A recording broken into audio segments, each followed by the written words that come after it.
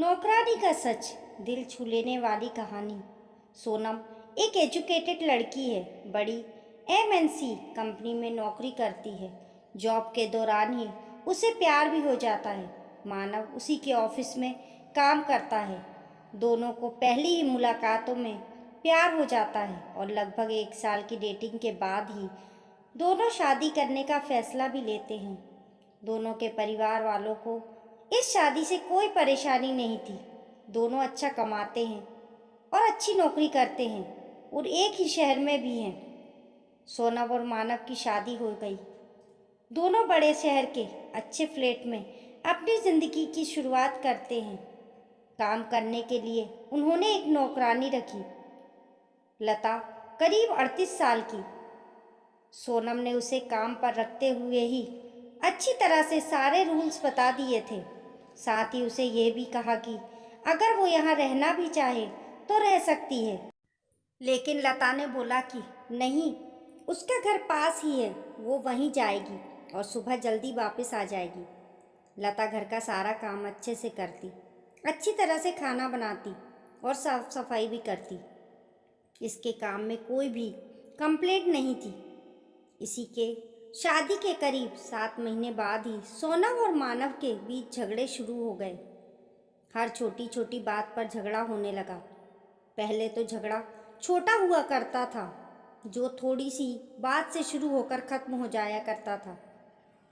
लेकिन फिर कभी कभी इन दोनों में कई दिनों तक बात नहीं होती। ऑफिस की बातें भी उनके झगड़े का एक प्रमुख कारण रहती थी। उन दोनों को लगने लगा कि उन्होंने एक दूसरे से शादी करने की गलती कर दी।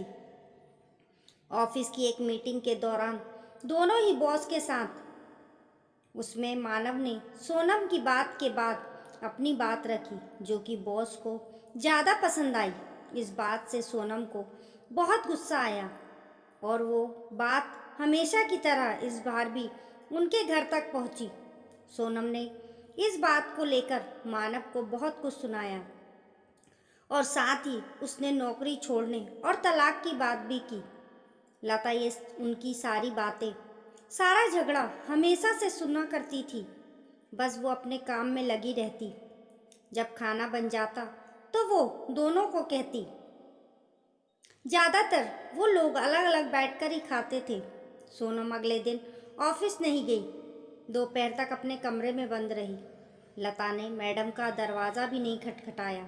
उसे अच्छी तरह पता था कि अभी वो कुछ भी नहीं चाहती। दोपहर के बाद सोनम अपने कमरे का दरवाज़ा खोलकर बाहर आई। लता किचन साफ करके अपने घर जा रही थी। उसके हाथ में उसका एक छोटा सा थैला था। सोनम बाहर आते ही लता को चाय के लिए कहती है। लता चाय बनाने लग जाती है। सोनम का मूड ठीक नहीं है। सोनम किचन में लता के पास जाती है। लता उसे खाने के लिए पूछती है। सोनम बोलती है, नहीं, अभी नहीं, सिर्फ चाय दो। सोनम लता को पूछती है, तुमने खाना खाया? लता, नहीं मैडम, मैं खाना ले लिया है, मैं घर जाकर खाऊंगी। लता थोड़ी देर रुककर फिर कहती है, मैडम, एक ही खाना ले जाती हूँ, सिर्फ मेरा बांध कर, ज़्यादा नहीं ले जाती, आप देख सकती हैं। इतना कहकर लता अपना झोला खोलकर दिखाने लगी। सोनम, अरे कोई ज़रूरत नहीं है, ठीक है। लता फिर मैडम को चाय देती है। लता को थोड़ा सा डरा हुआ और झिझकता हुआ देखकर सोनम उससे और बात करती है। सोनम, अच्छा लता, तुम कहाँ रहती हो? मैडम, यहीं थोड़ी दूरी पर ही मेरा घर है। सोनम, तुम्हारे पति क्या करते हैं? लता, वो कुछ नहीं करते मैडम, वो अभी कुछ कर नहीं सकते। लता थोड़ा रुकती है और पलक झपकाकर कहती है, उनको लकवा आया है, उनका बायां शरीर काम नहीं करता, ठीक से बोल भी नहीं पाते। सोनम, अरे तुमने कभी बताया नहीं, फिर घर, दवाई, ये सब तुम ही संभालती हो? लता, हाँ मैडम, 2 बच्चों की पढ़ाई छोटे स्कूल में है, लेकिन मैं चाहती हूँ कि वो पढ़ाई करें। हमेशा से मेरे उनके खाने के बाद खाने की आदत है, इसलिए पहले उनको खिलाऊंगी, फिर मैं खाती हूँ। इसलिए सुबह शाम का खाना ले जाती हूँ। सोनम लता की बातें सुनकर हैरान रह जाती है। उसे पता नहीं था कि लता इतनी साहसी है और कभी भी उसने अपने चेहरे या काम से ये लगने नहीं दिया। लता फिर कहती है, मैडम, मैं आपसे कुछ कहना चाहती हूँ, आप बुरा ना मानो तो। सोनम ने तुरंत ही जवाब दिया, हाँ करो, हाँ कहो ना प्लीज़। मैडम, अभी हमारे पास जो होता है हमें उसकी कद्र नहीं होती। समय कैसे बदल जाता है पता भी नहीं चलता है। अब मैं सिर्फ चाहती हूँ कि मेरे पति ठीक हो जाएं।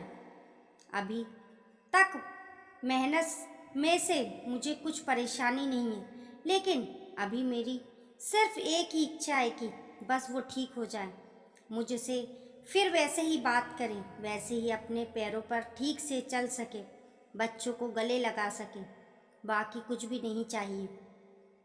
लता अपनी बात ठीक से समझा नहीं पा रही थी, लेकिन सोनम समझ रही थी कि वो क्या कहना चाहती है। उसकी बातों को सुनकर सोनम को रोना आ गया। उसने लता का हाथ पकड़ा और कहा कि कभी भी तुम्हें लगे कि कुछ ज़रूरत है तो बेझिझक मुझसे बोलना। लता ने हाँ में सर हिलाया। कभी कभी जो बड़े बड़े लोग हमें नहीं सिखा सकते वो जिंदगी सीख दे जाती है। सोनम की आंखों पर लगा पर्दा जैसे हट गया। उसे समझ आया कि उसके पास भगवान का दिया बहुत कुछ है। पल भर में ही जैसे उसकी सारी नाराज़गी, गुस्सा न जाने कहाँ चला गया। जिस पति का वो मुंह भी नहीं देखना चाहती थी, अब उसके आने का इंतज़ार कर रही थी। शाम जैसे तैसे आई। दरवाजे पर जैसे ही बेल बजी, वो दौड़ कर गई और दरवाज़ा खोला। सामने मानव को देखकर रोते हुए उसके गले लग गई और सॉरी बोला। मानव को कुछ समझ नहीं आया, लेकिन उसने भी सोनम को सॉरी बोला। दोस्तों, ये कहानी पसंद आने पर और शेयर करें और लाइक करें। अपने दोस्तों को हमारे YouTube परिवार का हिस्सा बनने के लिए चैनल को सब्सक्राइब करें। कमेंट बॉक्स में बताना ना भूलें आपको कहानी कैसी लगी। मिलते हैं फिर एक नई कहानी के साथ।